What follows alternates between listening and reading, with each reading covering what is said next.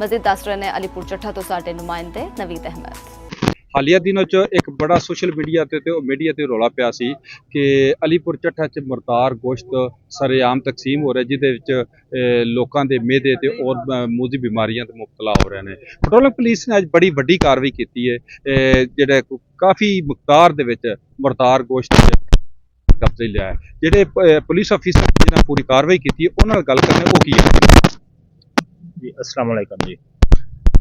Sir ना नाका लाया सी अपना रूटीन गश्त कर रहे सन ते मुखबर खास ने इतलाह दी कि कुछ लोग ਜਿਹੜੇ ਅਲੀਪੁਰ ਵਿੱਚ ਕਾਫੀ ਦਿਨਾਂ ਤੋਂ ਇੱਕ ਸੋਸ਼ਲ ਮੀਡੀਆ ਤੇ ਵੀ ਕੰਪੇਨ ਚੱਲ ਰਹੀ ਸੀ ਕਿ ਸ਼ਵਾਰਮੇ ਵਾਲਿਆਂ ਨੂੰ ਜਾਂ ਦੂਸਰਿਆਂ ਨੂੰ ਮੁਰਦਾਰ ਗੋਸ਼ਤ ਦੀ ਸਪਲਾਈ ਹੋ ਰਹੀ ਹੈ। ਉਹਨਾਂ ਨੇ ਕਿਹਾ ਕਿ ਤੁਸੀਂ ਫੌਰੀ ਰੇਡ ਕਰੋ ਤੇ ਇੱਕ ਸਪਲਾਈ ਜਾ ਰਹੀ ਹੈ ਜਿਹੜੀ ਕਿ ਅਲੀਪੁਰ ਡਿਲੀਵਰੀ ਹੋਣੀ ਹੈ ਤੇ ਤੁਸੀਂ ਉਹਨੂੰ ਕਬਜ਼ੇ 'ਚ ਕਰ ਸਕਦੇ ਹੋ, ਉਹਦੇ ਖਿਲਾਫ ਕਾਰਵਾਈ ਕਰ ਸਕਦੇ ਹੋ। ਅਸੀਂ ਆਪਣੇ ਮੁਖਬਰ ਦੀ ਇਤਲਾਹ ਉਤੇ ਫੌਰਨ ਜਿਹੜਾ ਐਕਸ਼ਨ ਕੀਤਾ ਤੇ ਜਾ ਕੇ ਇਹਨੂੰ ਰਾਉਂਡ ਅਪ ਕੀਤਾ, ਜਿੰਦੇ ਕੋਲੋਂ ਕਾਫੀ ਤਾਦਾਦ ਤੇ ਤਕਰੀਬਨ 2 ਮਣ ਜਿਹੜਾ ਨਾ ਅਸੀਂ ਮੁਰਦਾਰ ਮੁਰਗੇ ਦਾ ਗੋਸ਼ਤ ਜਿਹੜਾ ਉਹਦੇ ਕੋਲ ਕਬਜ਼ੇ 'ਚ ਲਿਆ। ਅਸੀਂ ਬਾਰ ਮੌਕਾ ਜਿਹੜਾ ਵੈਟਰਨਰੀ ਡਾਕਟਰ ਸਾਹਿਬ ਉਹਨਾਂ ਨੂੰ ਬੁਲਾਇਆ, ਉਹਨਾਂ ਚੈੱਕ ਕੀਤਾ, ਉਹਨਾਂ ਆਪਣੀ ਸਟੇਟਮੈਂਟ ਦਿੱਤੀ ਹੈ ਕਿ ਇਹ ਜਿਹੜਾ ਵਾਕਈ ਹੀ ਮੁਰਦਾਰ ਜਿਹੜਾ ਨਾ ਗੋਸ਼ਤ ਹੈ।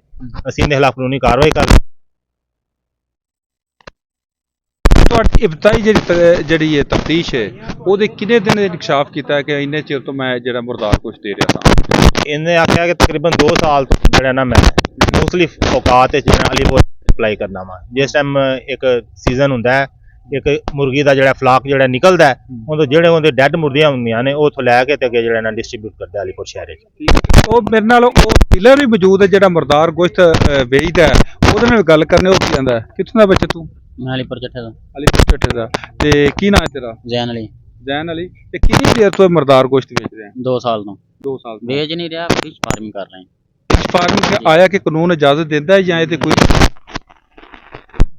ਵੈਸੇ ਪਾ ਰਹੇ ਆ ਮੱਛੀ ਨੇ ਬਿਲਕੁਲ ਚੋਰੀ ਤੇ ਨਾਲੇ ਸੀਨਾਜ਼ੋਰੀ, ਇਹ ਸੀਨਾਜ਼ੋਰੀ ਜ਼ਰੂਰ ਕਰ ਰਿਹਾ ਲੇਕਿਨ ਕਾਨੂੰਨ ਵੀ ਜਿਹੜਾ ਆਪਣੀ ਇੱਕ ਤਾਕਤ ਰੱਖਦਾ ਹੈ। ਇਹ ਤਾਂ ਅਕਸਰੀਅਤ ਜਾਂ ਆਪਣੇ ਹੋਣ ਤੇ ਆਪਣੇ ਜੁਰਮ ਤੋਂ ਇਨਕਾਰ ਕਰ ਰਿਹਾ, ਲੇਕਿਨ ਡਾਕਟਰ ਦੀ ਰਿਪੋਰਟ ਦੇ ਮੁਤਾਬਕ ਔਰ ਮਕਾਮੀ ਪੁਲਿਸ ਪੈਟਰੋਲਿੰਗ ਪੁਲਿਸ ਔਰ ਲੋਕਾਂ ਦੀ ਸ਼ਿਕਾਇਤ ਦੇ ਮੁਤਾਬਕ ਇਹ ਅਰਸਾ 2 ਸਾਲ ਤੋਂ ਇਸ ਤਰ੍ਹਾਂ ਹੀ ਇਹ ਮੁਰਦਾਰ ਗੋਸ਼ਤ ਜਿਹੜਾ ਸਪਲਾਈ ਕਰ ਰਿਹਾ, ਜਿਹੜਾ ਮੁਖਤਲਿਫ ਦੁਕਾਨਾਂ ਦੇ ਵਿੱਚ ਸ਼ਵਾਰਮਾ ਔਰ ਇਸ ਤਰ੍ਹਾਂ ਫਾਸਟ ਫੂਡ ਇਸਤੇਮਾਲ ਹੁੰਦਾ। ਹੁਣ ਵੇਖਣਾ ਹੈ ਵੇ ਕਾਨੂੰਨ ਹਰਕਤ 'ਚ ਆਇਆ ਤੇ ਆਇੰਦਾ ਵੀ ਐਸਾ ਹਰਕਤ ਆਉਂਦਾ ਰਹੇਗਾ ਜਾਂ ਇੱਕ ਕਾਰਵਾਈ ਕਰਕੇ ਲੋਕਾਂ ਨੂੰ ਮੁਤਮਿਨ ਕਰੇਗਾ। ਜੀ।